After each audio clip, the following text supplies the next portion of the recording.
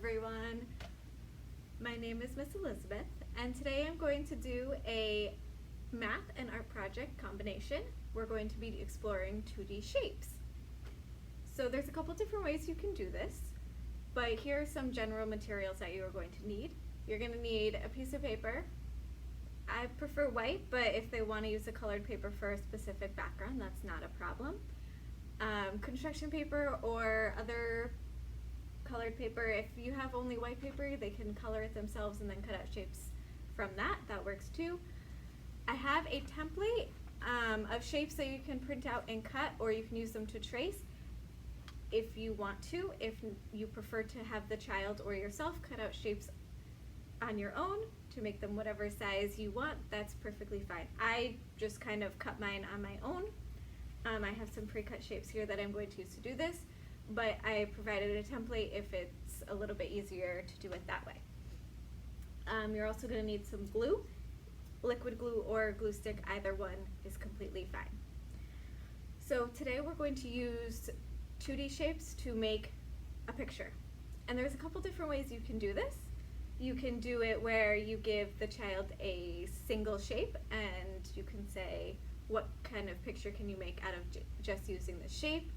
Or you can give them a variety of shapes and have them make something. You could also ask them, what do you want to make? And they have them, maybe it's their favorite toy, maybe it's a place they like to visit, maybe it's a person, and then ask them what shapes they will need to make that picture. So there's a couple different ways you can do this. I have some shapes here that I'm going to kind of walk you through how I'm going to make my picture, but your child can choose what picture they want to make. So I'm going to start, I'm going to kind of make like a little scenery. So I have a bunch of different triangles, and I'm going to use these triangles to represent mountains. So this activity is great for a couple of reasons. One reason is it helps children see the world or see shapes in the world, I should say. When we go around our homes, our communities, everywhere we go, we see shapes. And so this can help put names to shapes. It can help with understanding how many sides and vertices. So if you're working with older kids, like I teach first grade, and right now we're working on understanding the amount of sides, the amount of vertices, which are a lot of kids know as the corners. One is a vertex, and like this triangle has 3 vertices, so you can work on that. So we call those attributes. So you can talk about the different attributes on a shape.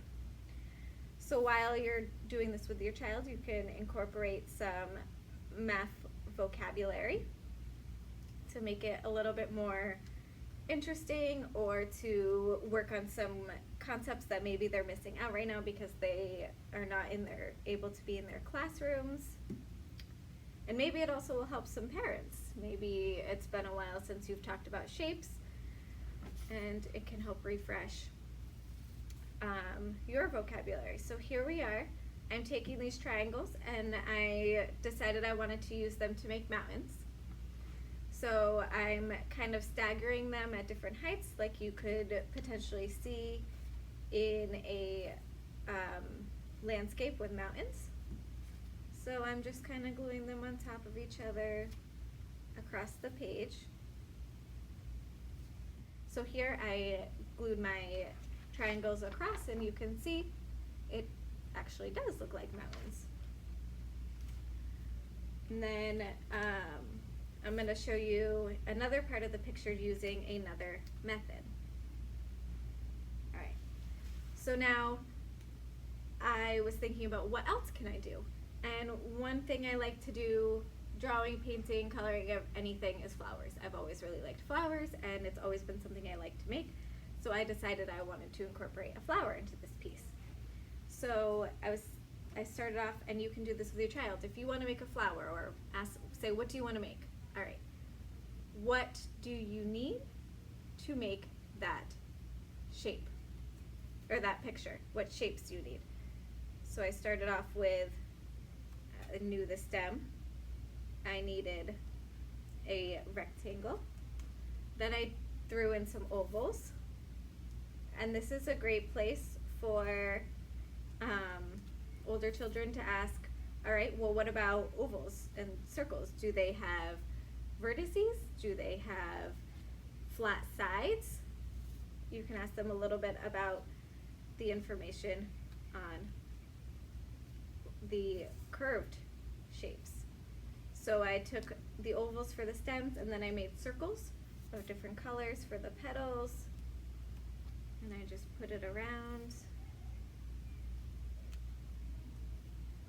And I'm overlapping my flower on top of my mountain, and it's a quite large flower, but that's the way I wanted to make it.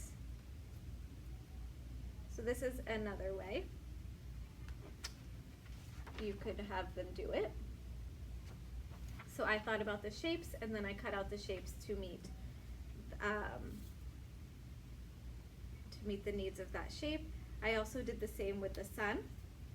I said to myself, what shapes would I need to make a sun? And so here I have pre-cut a circle, and then I decided to use rectangles for my sunbeams, but they could easily have been another shape. And I just glue those around my sun. And then I'm just going to do one more. I'm going to add a house. This is another thing that I often see in children's art when they make their pictures, are houses.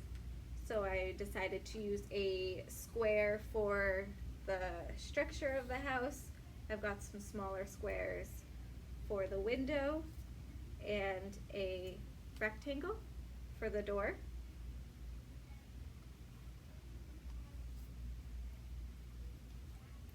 And I'm just going to throw in a couple more windows.